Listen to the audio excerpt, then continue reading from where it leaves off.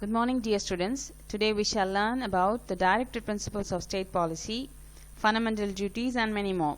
So first let's see the directive principles of state policy. Actually, it aims to create social and economic conditions under which the citizens can lead a good life.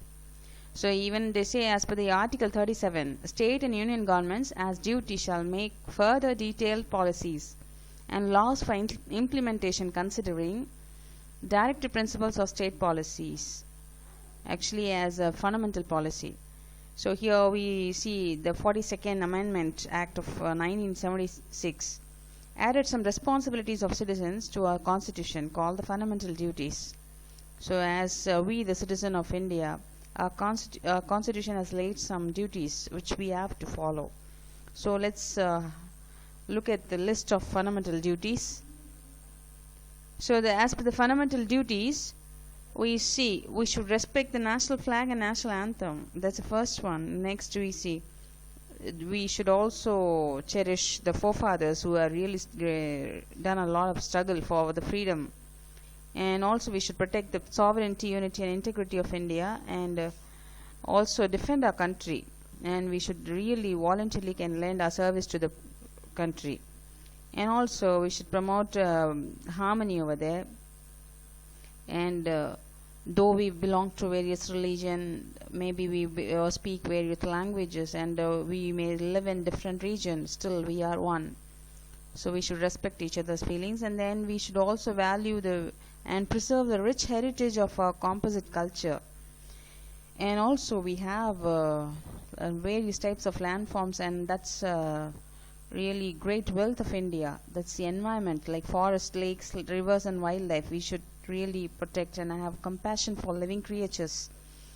And then also we can develop even the scientific temper and also the spirit of inquiry. This may lead to inventions and discoveries. And also we should safeguard our public property. We should think it is ours. So as we take care of our own property, we should take care in the same way the public property too. And the next we can see we should strive towards excellence in all spheres of individuals and collective activity.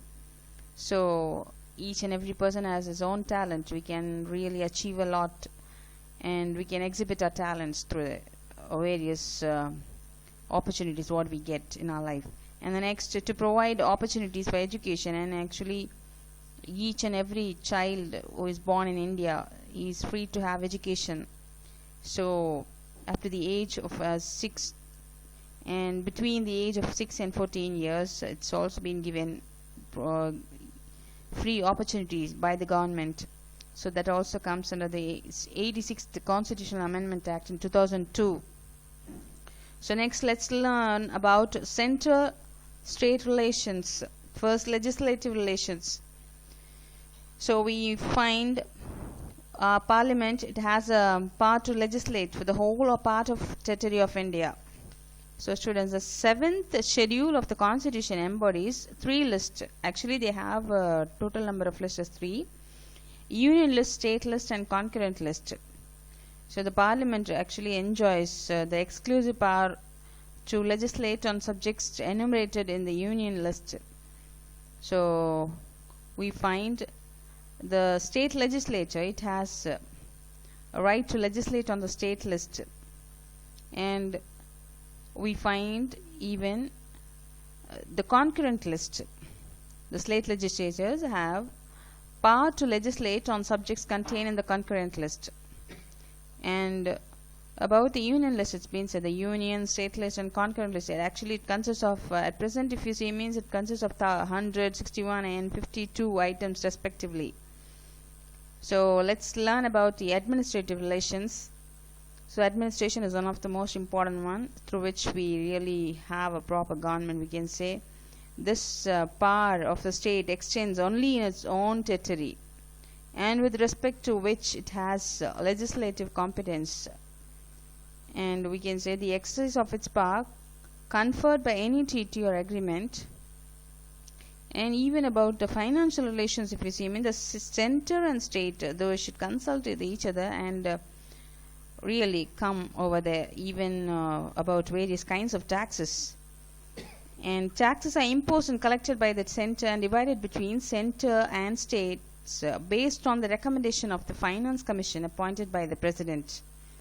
So here we have got a thing about Sarkariya Commission in 1983, which was introduced by our late Prime Minister Indira Gandhi to make an inquiry into the center-state relations.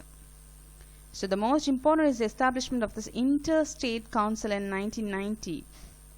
So let's learn about the various types of official languages. So we have actually the Constitution recognized 14 regional languages which were included in the 8th schedule. So actually at present we have only 22 languages as recognized. So emergency, actually we have number of dialects also which doesn't have any written script, but still overall 22 languages are recognized. So let's learn about the emergency provisions. So it's divided into 3: national emergency, state emergency, and financial emergency. Let's first learn about this in national emergency. Actually the word emergency comes in during the time of war, the threat due to war, external aggression, or armed rebellion. So during this time it occurs when there is a danger or threat. So national emergency is declared on the ground of war or external aggression, and we call it as external emergency. So this type of emergency has been declared 3 times so far, in 1962, 1971 and 1975. So let's learn about state emergency. So this also, it's for the state, the same provisions we can say. So the continuance of such an emergency beyond 1 year is possible only if emergency under Article 352 are in operation, or the Election Commission certifies that there are difficulties in holding assembly elections. So it's been said for the first time president's rule was imposed in Punjab in 1951. So let's learn about the financial emergency. So finance, it's very great crisis during the time of war or some other things. Financial crisis also occurs in some of the states. So we find the president declares financial emergency if he is satisfied that the financial stability or credit of India or of any of its part is in danger. So it happens only during that time. And also they can consult even the judges over there. So in these emergencies, salaries and allowances of any class of persons serving state or union actually, including even the judges of the Supreme Court or High Court, can be reduced. So this order will be given actually by the president. So only he has a power to do such type of things. And the next, amendment of the Constitution. Actually, students, you must know what is the meaning of amendment. Amendment means actually changes some law. A few changes they make in the law which was being framed in the Constitution in the beginning. So amendment, it takes place every when and then as per the development which takes place in India. So let's see the procedures of amendments. So we have certain procedures, and a bill is being passed in the parliament, actually the House of Parliament, and when the bill is passed in each house by a majority of the total membership of that house, and by majority of any of not less than 2/3 of the members of that house present and voting, it shall be presented to the president, who shall give his assent to the bill, and thereupon the Constitution shall stand amended in accordance with the terms of the bill. So students, actually maximum number of people should really vote, and in the parliament actually they have such type of voting system or anything regarding any type of rules. So if majority of the members really agree to that, then it becomes a law, and if they say no, it cannot become a law. So the bill has been passed over there in the parliament, and all those ministers, they have to say go through that matter, and then they respond to it, and it will be a secret ballot like that, and they respond. So according to that, each and every rules and regulations of a country is being framed. So let's learn about the types of amendments. So amendment actually is by simple majority of the parliament and special majority of the parliament. And the next, also it's been special majority of the parliament and the ratification of half of the state legislatures, you can say. And the next, constitutional reform commissions. So here we see some of the reforms are being taken place, and the National Commission to review the working of the Constitution was set up by the resolution of the Government of India in 2000, headed by M.N. Venkatachalaya. So here we find some 3 members were there. Even the former Chief Justice of India, he too was one among that. Actually, what they do is to take a fresh look to relative roles and responsibilities of various levels of government and their interrelation. Actually, a constitution having a good relation with other countries and interrelation even within our country, we having a good relation with each other, between the center and the state, and all those things have been really notified by the team of members here, and that's their responsibility actually. So it has been done as per the law.